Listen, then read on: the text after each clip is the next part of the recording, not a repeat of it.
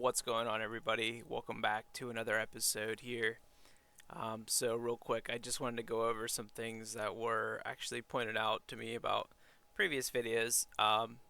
So, first things first, yes, one of the accounts on screen that I am currently playing is not within this group, Hardcore.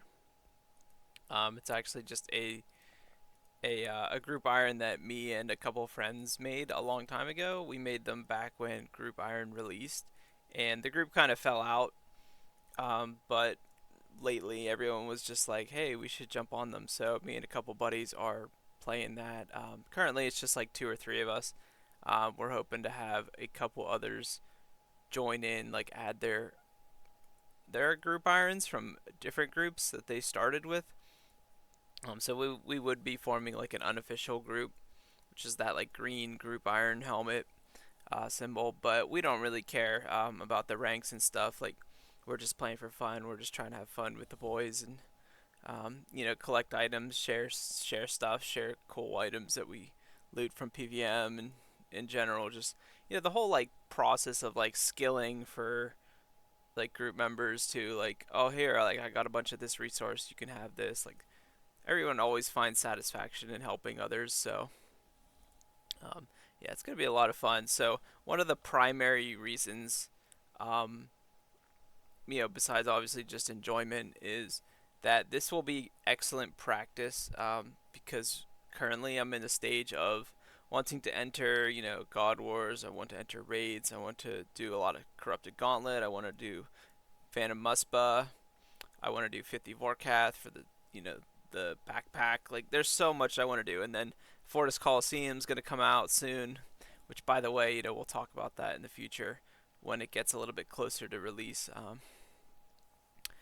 And Basically, I'm gonna be trying to do all those bossing encounters on my group hardcore. So it's like I was saying, it's just gonna be excellent practice to have a basically backup little non-hardcore iron that I can practice soloing. I can practice group content and really get a feel for things like Corrupted Gauntlet, for example. Right now, I'm actually grinding Corrupted Gauntlet.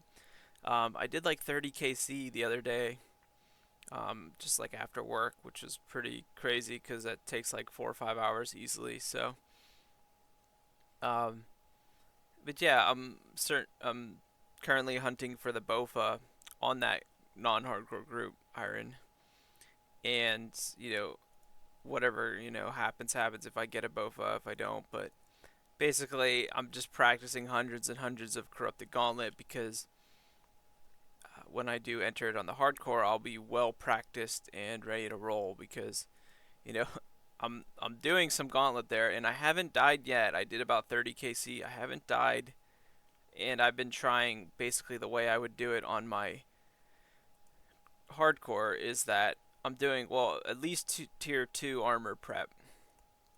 Now I will probably not settle for less than the tier 3 armor on the hardcore because you take way less damage from Hunleaf and you take way less damage from the tornado, the floor tiles, basically everything. So I'm most likely going to be doing full tier 3 armor for the preps for the hardcore, but right now I'm just doing the tier 2 armor. It's a bit cozier. There's a lot less supplies you need. I think you only need 7 instead of 13 of every material for the tier 2 armor. So that's what I've been doing on just the normal iron, because really if I did die, there's no risk. And as I get closer to like getting a Bofa, maybe if I get an enhanced weapon seed and I'm ready to corrupt it, I'll practice some of the tier 3 prep because I'm really good at getting the tier 2 prep down. I know, collect 7 of each material and whatnot, and I kind of understand the flow of the gauntlet timer in that pretty much, you're almost down to the wire, but you do have like a minute to spare at the end if everything goes well.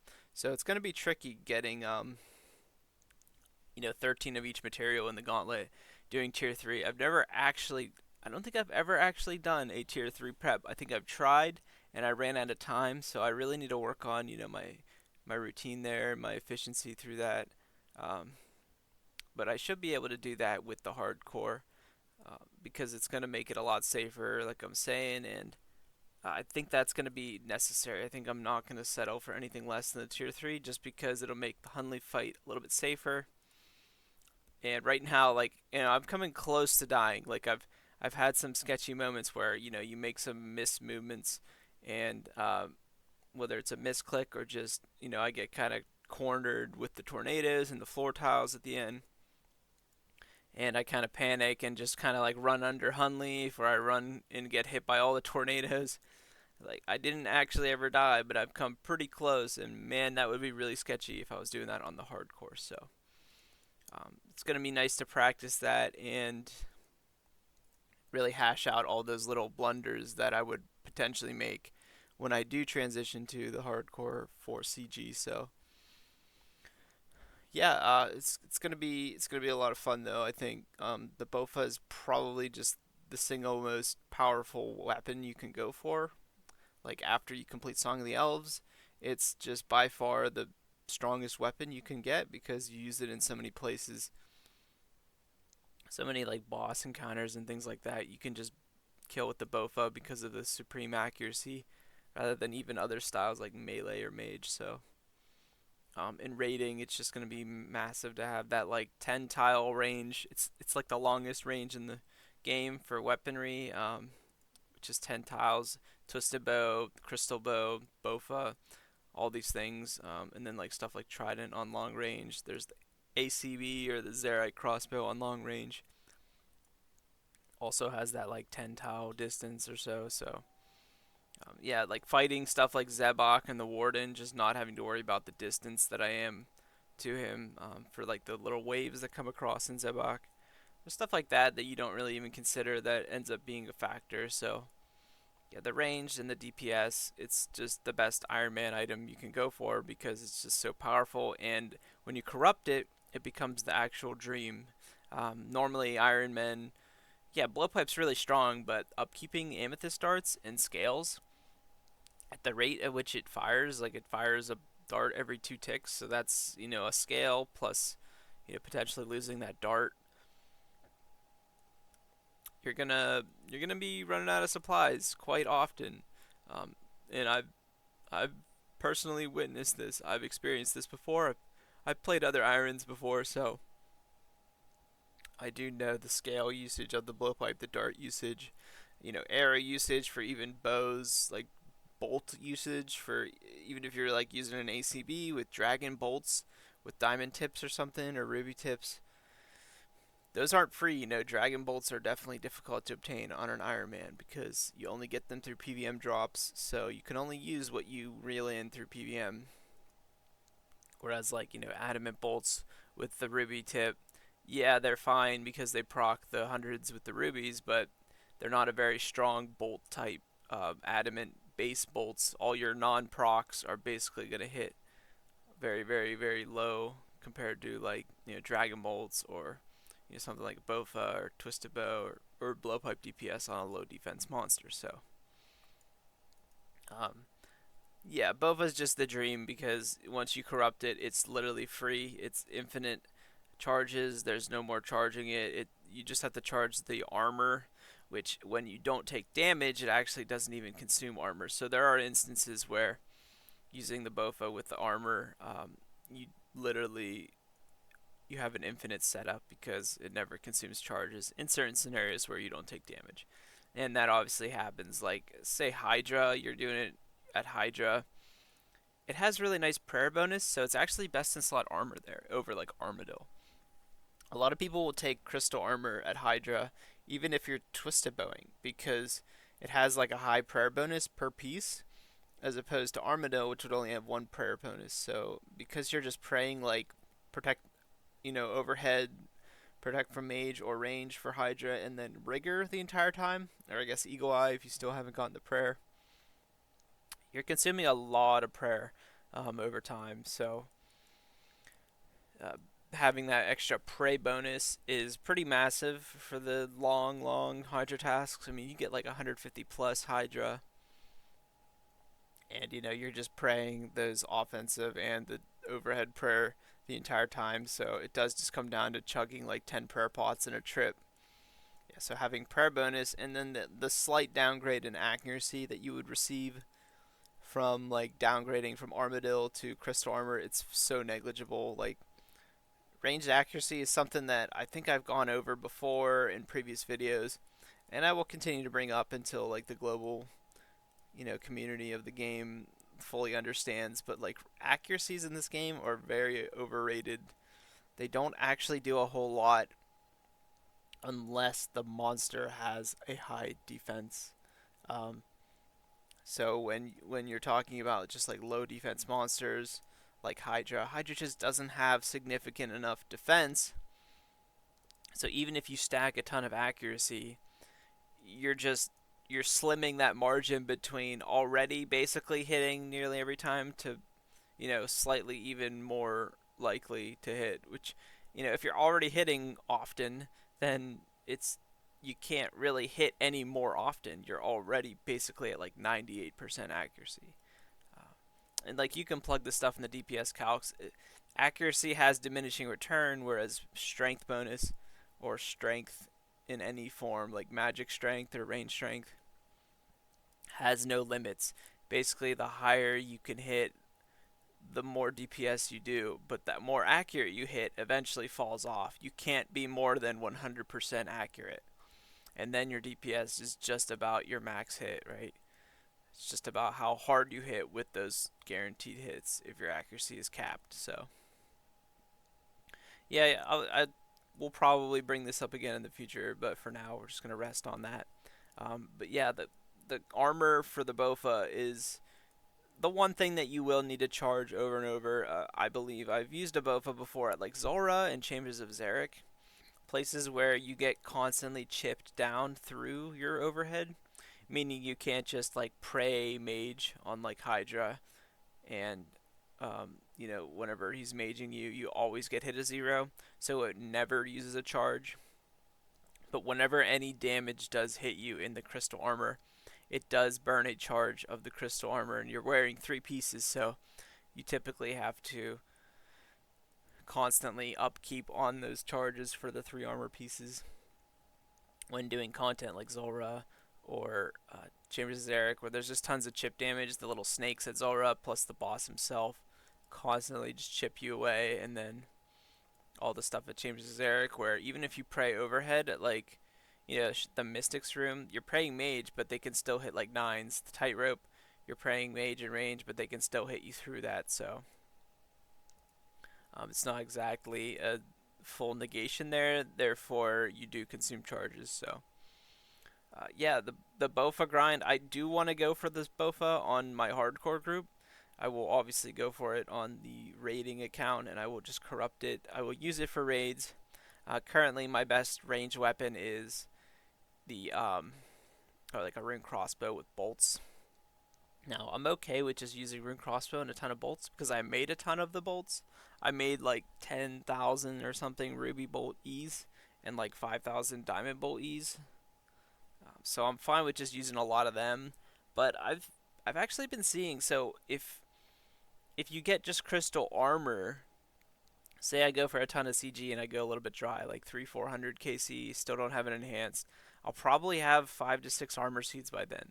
So what happens is you can make the full armor and then you just use a normal crystal bow. Now the normal crystal bow, obviously not as strong as the Bofa, but it does actually benefit from the bonuses that the crystal armor grants to the Bofa as well. It buffs, by a percentage per piece. So the total set is 30% accuracy, 15% damage to your crystal bow.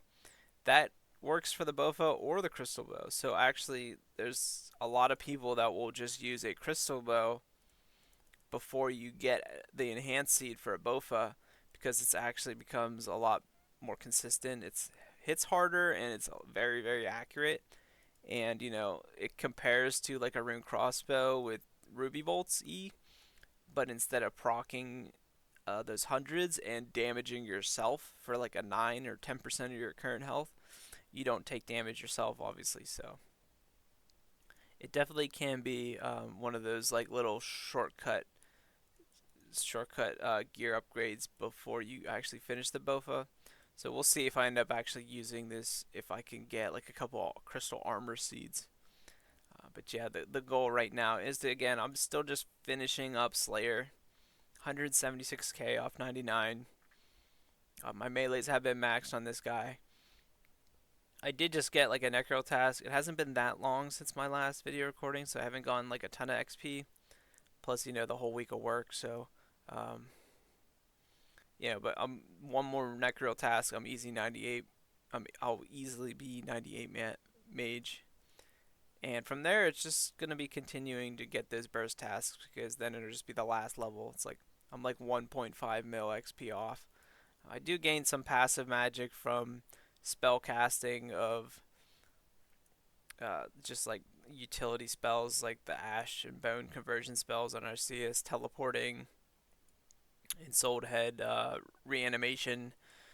All this stuff does add up, but it will mostly come down to just getting a massive burst task or something. Or maybe I go on a tangent and I'll complete the what's it called? The Western Elite Diary here. So the Western Provinces should just be able to do those 4 tasks. It's probably like thieving, agility, and something else. But once I do that, um, I will unlock the safe Zora or whatever you want to call it. So with that diary completed, the Western Elite one, I will be able to just go endlessly do Zora, similar to how I did it on the other account that has done 1700 Zora, which you have a free guaranteed redemption once you take fatal damage at Zora, so you can never actually die. And if I accidentally proc this, I will just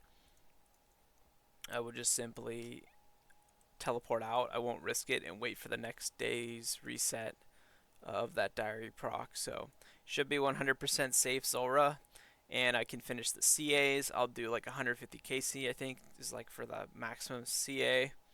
Maybe it's a little bit lower. That sounds kind of crazy, but other than that, that should give me a ton of magic XP because you're mostly tridenting, and that's obviously the way I got close to 99 magic on the other account was, a large portion of that was through like bossing, like Zoro, where you're constantly tridenting. Also, just Kraken tasks.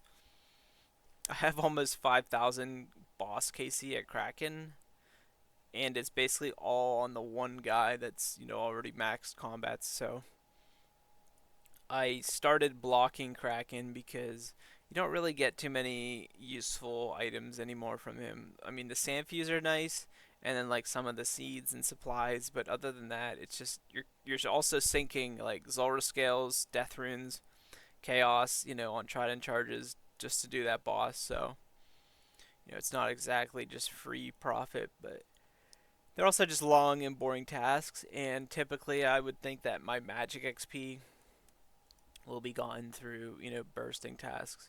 But I ended up hitting 99 Slayer before 99 Mage pretty much, just barely. So I will need to just go a little bit post 99, finish 99 Mage. I just really, really want that Mage cape. I want the 99 cape for magic because it gives you, like, I don't want to say infinite. It's 5 swaps of spellbook per day, which switching to Ancients and the Arceus book and whatever you want becomes then pretty trivial. You just right click the cape and swap rather than having to teleport and run all the way to like the desert pyramid to switch on to Ancients. Like, it's such a nuisance. Yeah, you can get the occult altar in your house, which allows you to switch to different spell books. But I don't have a Ferrous Scepter, and I cannot be asked to do Pyramid Plunder. I might do Pyramid Plunder in the future for that occult altar, but I also just want 99 magic because having base 99 magic, base 99 other combats just makes you as versatile as possible for PVM. So I want that stat as a baseline anyway. So if I'm gonna have that stat, I might as well just not even bother with the occult altar in my house. Yeah, so currently, just working on Slayer, and in the meantime, I'm also, every now and then I'll go grind some CG. Um, on my normal group iron that I've been playing. I did park one of the four accounts of the hardcore group. He's currently not a member. I allowed the membership to not renew on purpose because I planned on switching out one of the four clients that I play. So like I could play more than four, but I really don't want to because it fits perfectly on one monitor. I shrink them down to basically a fourth of the size of the monitor, and having to go to a second monitor just for like one or two extra accounts would just be a absolute pain. So, I'm not going to bother with that.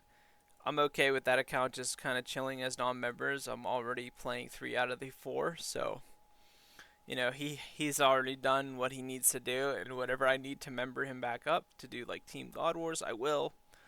But right now, just having fun with a normal group iron with some friends and using it as a lot of practice right now. Like I'm prepping for doing tier 3 CG on my main group hardcore. So, this is kind of, what a lot of hardcores actually will do, whether you're just a single hardcore or you're in a group hardcore, is you'll have like a main account or something on the side that can practice all this dangerous stuff before you go in and just brute force it on your main account or on your main hardcore. If you just go in head first with your hardcore and something catches you off guard and claps you and you're okay, well there's your hardcore status gone. So, a lot of people like to have that like little main account spare just back up to practice on. I know Mutt's actually, as of this video recording, just kind of completed one of the other most difficult challenges in the game. So I think he has like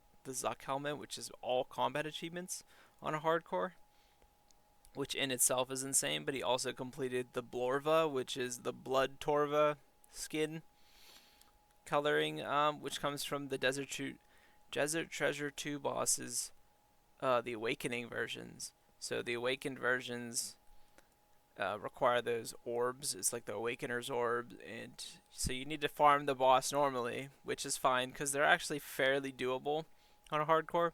It's just the Awakened version is absolutely insane. I mean, doing some of those Awakened variants is a milestone achievement for anyone. So yeah, shout out to Mutz. He's a crazy hardcore right now, and um, but what like the reason I'm bringing that up is because that's what he did. He practices on his main account hundreds and hundreds of KC, so he's just so ingrained in the motions and knows exactly how to complete any type of boss encounter. So then he gets on his hardcore, and then he's already hashed out all that like tricky stuff where he's died and would have lost hardcore status. So yeah, there's just wanted to make this little update video because some people have noticed that there is one of the four accounts is not a hardcore. That's the Bofa Seeker. So yeah, just practicing mostly on him and having some fun on the side. Obviously, still progressing the other three accounts. I just hit 90 woodcutting on the second of these woodcutters, so I've just been spamming redwoods. This is like really insane woodcutting XP for pretty AFK. So I'm digging that, and it's perfect for like on the side of like doing, if I'm doing corrupted gauntlet on any account, whether it's the hardcore or just for practice. You can't really do too much on your other alts because you're so consumed in that one encounter. You have to really pay attention and be very efficient within the encounter. Otherwise, you'll basically not be able to complete each one. So you have to do something like perma AFK, which is like star mining or woodcutting or just crabs or just some type of AFK skilling like fishing. It needs to have a very low like maintenance to be able to upkeep there because CG requires 90% of your focus. So yeah, just wanted to throw this little update video out and just let everyone know what the plans are. With practicing Gauntlet and then eventually doing it on the hardcore. I'll also be warming up other things like raids, Vorkath, Muspa. I'm gonna be trying to basically warm up every PVM encounter before I transition to the hardcore, which would be perfect because it's just going to be a safer way if I do it that way than just go in head first for the first time. Like, I haven't done Vorkath in ages. Obviously, I've killed Vorkath before. I've done probably 1,000 or so, maybe more.